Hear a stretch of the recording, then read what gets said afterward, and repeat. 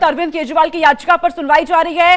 अरविंद केजरीवाल की याचिका पर सुनवाई इस वक्त हो रही है। दिल्ली हाईकोर्ट में जमानत याचिका पर सुनवाई। केजरीवाल ने सीबीआई की गिरफ्तारी को चुनौती दी है। कोर्ट में केजरीवाल के वकील मनोज सिंघवी की दलील भी सामने आई है। सीबीआई की गिरफ्तारी इंश्योरेंस अरेस्ट है, ये कहा मनोज सिंघवी ने। सुप्रीम कोर्ट ने भी ईडी मामले में अंतरिम जमानत दी।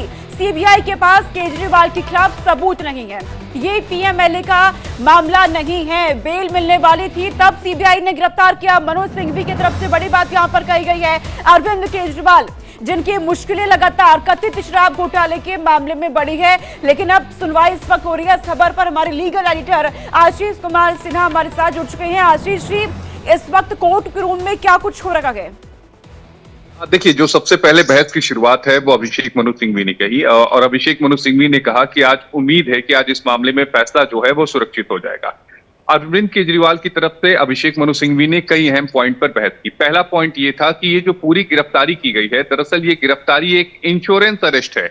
इंश्योरेंस अरेस्ट को उन्होंने डिस्क्राइब किया अदालत में। उन्होंने ये बताया कि चूंकि अरविंद केजरीवाल को ईडी के मामले में नियमित जमानत मिल गई थी, अरविंद केजरीवाल जेल से बाहर आ सकते थे, ठीक उससे पहले अरविंद केजरीवाल को गिरफ्तार करने के लिए सीबीआई जो है वो अदालत में अर्जी दाखिल करती है और जिसके बाद अरविंद केजरीवाल की गिरफ्तारी होती है।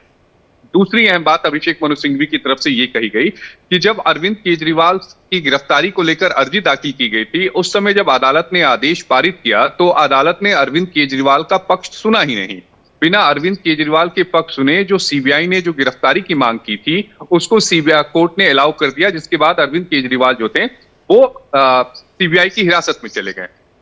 तीसरी अहम बात, 2 साल पहले इस मामले में सीबीआई ने एफआईआर दर्ज की थी। पिछले साल इस मामले में अरविंद केजरीवाल को अप्रैल में समन जारी किया गया था।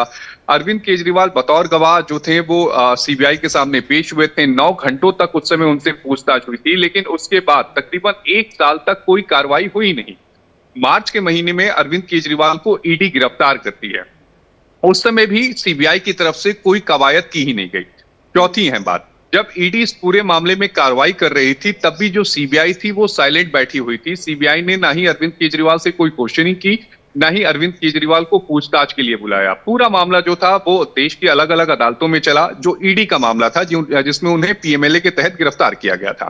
पांचवी सबसे अहम बात कि जब ईडी के मामले में सुप्रीम कोर्ट 2 बार अरविंद केजरीवाल को जमानत दे चुका है, जिसमें सुप्रीम कोर्ट ने यह कहा कि अरविंद केजरीवाल को जमानत दी जा सकती है, इसको अभिषेक मनु सिंघवी ने डिस्क्राइब किया। उन्होंने ये कहा कि इसका मतलब सुप्रीम कोर्ट ये मानता है कि अरविंद केजरीवाल को इस मामले में जमानत पर बाहर आने का हक है। दिल्ली के मुख्यमंत्री हैं, फ्लाइट रिस्क नहीं है। उन्होंने इस बात को डिस्क्राइब ये भी कहा कि अरविंद केजरीवाल के देश छोड़कर जाने की संभावना नहीं है और यही वजह है कि 1 नहीं 2 बार अरविंद केजरीवाल को सुप्रीम कोर्ट ने जमानत दी है, अंतरिम जमानत दी है। मामला अभी भी लंबित है।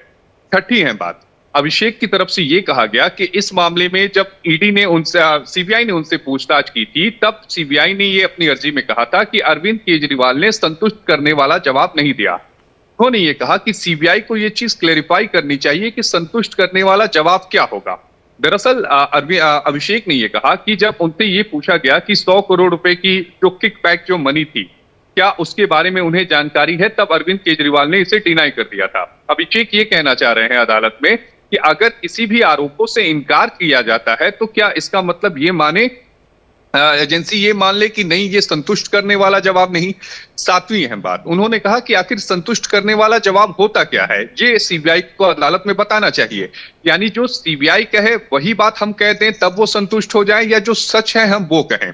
8वीं अहम बात, सच या झूठ, मैं बयान सीबीआई के सामने जो अरविंद केजरीवाल ने बातें कही वो सच है या नहीं, ये बात जांच अधिकारी जो है वो तो तय नहीं कर सकते। ये काम अदालत का है, तो लिहाजा अदालत ही इस पूरे मामले में जो फैसला है वो देगी कि अरविंद केजरीवाल का इस पूरे मामले में क्या भूमिका है।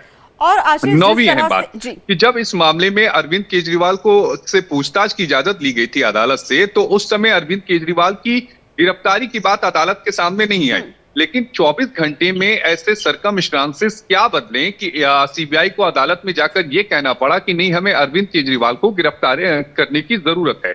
10वीं अहम बात, इस पूरे मामले को अगर देखा जाए अभिषेक मनु सिंघवी के मुताबिक, तो अरविंद केजरीवाल के खिलाफ कोई डायरेक्ट एविडेंस है ही नहीं, कोई डायरेक्ट सबूत है ही नहीं। जब अरविंद केजरीवाल के खिलाफ कोई डायरेक्ट एविडेंस नहीं है, डायरेक्ट सबूत नहीं है, तो फिर अरविंद केजरीवाल की गिरफ्तारी क्यों की गई? उन्होंने इस बात को कहा कि अरविंद केजरीवाल की गिरफ्तारी जानबूझ के की गई ताकि ज्यादा से ज्यादा समय अरविंद केजरीवाल को जेल की सलाखों के पीछे रखा जा सके।